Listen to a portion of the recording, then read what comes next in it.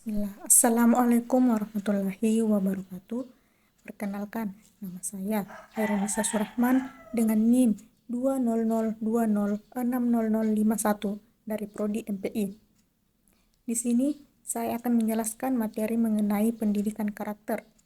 Sebelum lebih dalam, sebaiknya kita perlu mengetahui apa pendidikan karakter itu. Pendidikan karakter adalah suatu sistem pendidikan yang bertujuan untuk menanamkan nilai-nilai karakter tertentu kepada peserta didik yang di dalamnya terdapat komponen pengetahuan, kesadaran, kemampuan, serta tindakan untuk melakukan nilai-nilai tersebut. Pendidikan karakter mencakup berbagai aspek, seperti yang pertama, nilai moral yang di dalamnya terdapat kejujuran, keadilan, kebijaksanaan, keberanian, dan kerendahan hati. Yang kedua yaitu etika, prinsip-prinsip tentang benar dan salah dalam perilaku kehidupan sehari-hari. Aspek yang ketiga yaitu sikap sosial. Di dalamnya terdapat kerjasama, rasa hormat, toleransi, dan kesetiaan. Aspek yang keempat adalah kebiasaan positif seperti disiplin, tanggung jawab, kerja keras, dan ketekunan. Tujuan utama dari pendidikan karakter itu sendiri adalah untuk mempersiapkan individu agar dapat menjadi anggota masyarakat yang berkontribusi secara positif, mampu membuat keputusan yang baik, dan memiliki sikap yang mendukung keharmonisan dan kesejahteraan bersama. Pendidikan karakter memiliki peran yang sangat penting dalam sistem pendidikan. Di antaranya yang pertama yaitu pembentukan kepribadian yang baik dalam kehidupan sehari-hari. Yang kedua, mempersiapkan generasi yang bertanggung jawab, jujur, dan dapat dipercaya yang merupakan kualitas penting untuk keberhasilan pribadi dan profesional di masa depan.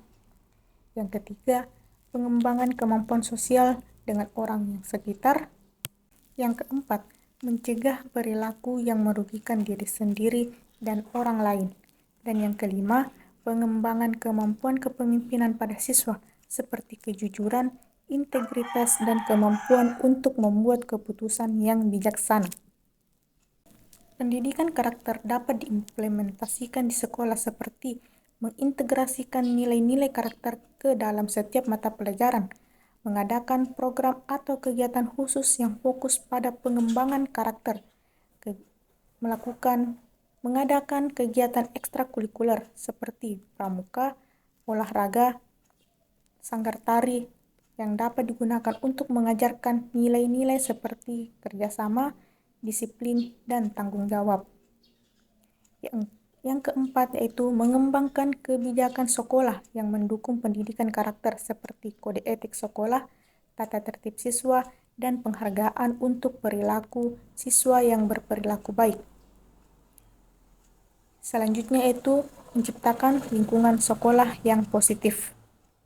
Selain itu, pendidikan karakter juga dapat diimplementasikan di dalam kelas seperti guru harus menjadi teladan yang baik bagi siswa dengan menunjukkan perilaku yang sesuai dengan nilai-nilai karakter yang diajarkan, mengadakan diskusi kelas tentang nilai-nilai moral dan etika, mengatur kegiatan kelompok yang mendorong kerjasama, komunikasi, dan toleransi antar siswa. Dan yang terakhir, memberikan penghargaan atau pengakuan kepada siswa yang menunjukkan perilaku baik atau telah menerapkan nilai-nilai karakter dalam kehidupan mereka.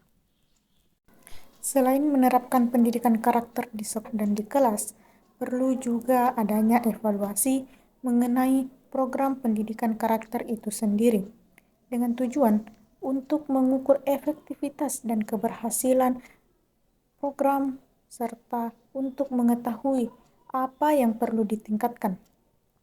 Adapun langkah-langkah yang bisa digunakan untuk mengevaluasi program pendidikan karakter, yaitu yang pertama, menetapkan tujuan yang jelas dan indikator keberhasilan program pendidikan karakter seperti peningkatan perilaku positif, penurunan insiden perilaku negatif, dan peningkatan keterlibatan siswa. Yang kedua yaitu mengumpulkan data dari siswa guru, dan orang tua tentang persepsi mereka terhadap program pendidikan karakter. Selanjutnya, mengamati perilaku siswa di dalam kelas dan lingkungan sekolah untuk menilai perubahan dalam berperilaku. Setelah itu, melakukan wawancara atau diskusi kelompok dengan siswa, guru, dan orang tua untuk mendapatkan umpan balik yang lebih mendalam. Langkah yang ketiga yang dapat digunakan untuk mengevaluasi program pendidikan karakter yaitu menganalisis data yang telah dikumpulkan untuk mengidentifikasi tren, pola, dan area yang perlu ditingkatkan. Yang terakhir yaitu menyusun laporan evaluasi dan merencanakan langkah tindak lanjut. Dalam menerapkan pendidikan karakter, pasti ada tantangan yang dihadapi. Yang pertama, keterbatasan waktu.